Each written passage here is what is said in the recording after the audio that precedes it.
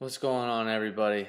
Today's topic is going to be on a role of a coach and how their role plays a huge part in not only helping their athletes or clients reach their goals, but how to do that in the most effective and efficient and injury-free way possible. Um, so today I wanted to cover the topic because I've realized over the past year and a half, my methodologies have changed very, very, very drastically. The more you work with athletes and everyday individuals, the more um, you're given a wide variety of circumstances, and people's abilities are a lot different, and they vary. So as a coach, you always have to be striving to look at an athlete or a client, look at their movement, look and see if they're able to do certain movements and if they're able to do them efficiently and not putting themselves at risk for injury. So, for example, say I have an athlete who plays basketball, is a basketball player, not a power lifter. We need to train him or her in the most efficient way possible to where they are able to get stronger, more athletic, but you are not putting them at a high risk to get hurt doing something that is not even a part of their game. Lifting is meant to supplement an athlete's game. So that's one thing that I never really grasped in the beginning. I thought every athlete needed to be doing back squats, deadlifts, all kinds of various exercises, but in reality, you can scale these exercises to your athlete's ability level, their mobility restrictions, to where they're not putting themselves at a high risk for injury. That this is huge. There's so many athletes that get hurt not even playing their sport. And the role of the coach is to get your athlete as strong as possible, as athletic as possible, in the most efficient way possible without leading to injury. Because being strong prevents you from having injuries. But if you're able to get somebody strong in a way that limits their chances of injury in the weight room, then you've done your job. So every strength and conditioning coach, every personal trainer should be looking at their client individually and seeing if they are able to do the movement. So for example, the back squat. It's a very, very, very, very technical lift. There's a lot of factors that can go wrong. There's a lot of things that can lead to injury. For example, your lower back.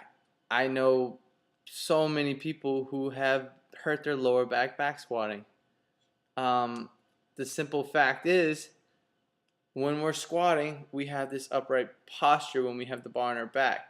But if we are tighten our hips, tighten our ankles, and don't have proper mechanics, we don't know how to stay upright, what happens is when we go down, what's going to happen is our lumbar spine of our lower back, that's the lumbar part of our spine, starts to tuck under us, and then we come back up and it gets straight. What that is you're putting so much shear force on the bottom of your spine, on your lumbar spine, which then causes injury. We don't want injury. So for example, on how to scale this, we have somebody work on their squats. We work on their ankle flexibility, their hip flexibility. We put them through assessments to see where they need to work on that mobility.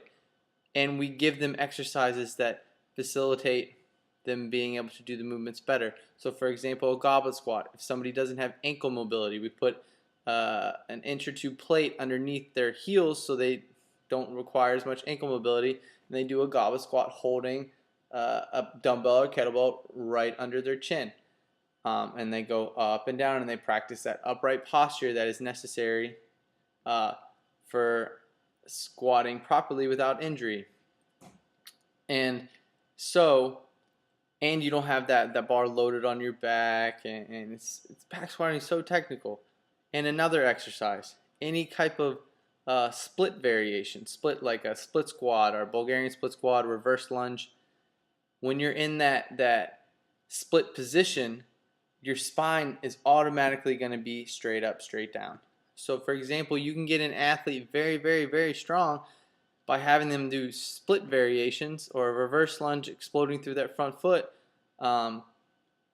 just as you could a back squat. That's one thing I've learned with working with athletes these last 6 months is don't get stuck on the athletes have to do this, this, and this. No, you have to look at individual athletes and see if they can actually do the movement. You don't want to throw somebody into a movement that they lack the mobility or the motor pattern to do it properly. You have to harvest that. You have to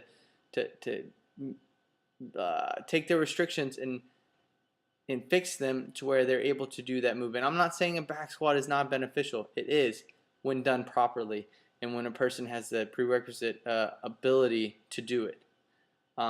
So I just wanted to cover this video and know that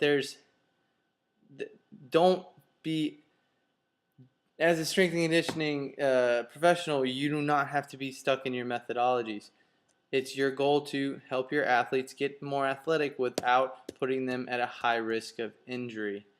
Give them the best exercises to the most bang for their buck. So never say you have to do something. There's always an exercise that you can scale to make your athletes better. I just wanted to cover this topic. Please, if there's any athletes out there or coaches out there who want more information on how to scale exercises, how to, if somebody can't do a certain exercise, what exercise is best for them to be doing. This is for everyday individuals as well, not even just athletes. Most of my athletes have yet to back squat, but they have gotten so much more athletic and strong. It proved to me that there's no end-all be-all exercise.